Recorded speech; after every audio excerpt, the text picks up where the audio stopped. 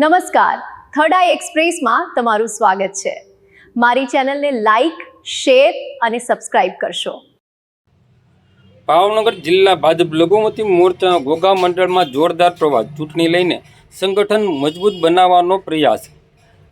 ભાવનગર જિલ્લામાં આગામી તાલુકા પંચાયત અને જિલ્લા પંચાયત અને નગરપાલિકાની ચૂંટણીને ધ્યાને રાખીને ભાજપ લઘુમતી મોરચા દ્વારા સંગઠન મજબૂત બનાવવા માટે વિશેષ પ્રવાસ યોજવામાં આવી રહ્યો છે। ભાજપના જિલ્લા પ્રભારી શ્રી હર્ષદ ગિરિબાપુ અને જિલ્લા અધ્યક્ષ દિગ્વિજયસિંહ ગોહિલના માર્ગદર્શન હેઠળ તારીખ 17 એપ્રિલ 2024ના રોજ ઘોઘા મંડળમાં આ પ્રવાસ યોજાયો હતો। સવારથી સાંજ સુધી ચાલેલા આ પ્રવાસ દરમિયાન જિલ્લા લઘુમતી મોરચાના અધ્યક્ષ અનિભાઈ તુર્કી, મહામંત્રી પરવેશભાઈ પઠાણ, ઉપપ્રમુખ રઝાક ખાન પઠાણ સહિત જિલ્લા મહિલા મોરચાના અધ્યક્ષ અંકિતાબેન તેમજ અન્ય જિલ્લાના આગેવાનો પણ ઉપસ્થિત રહ્યા હતા।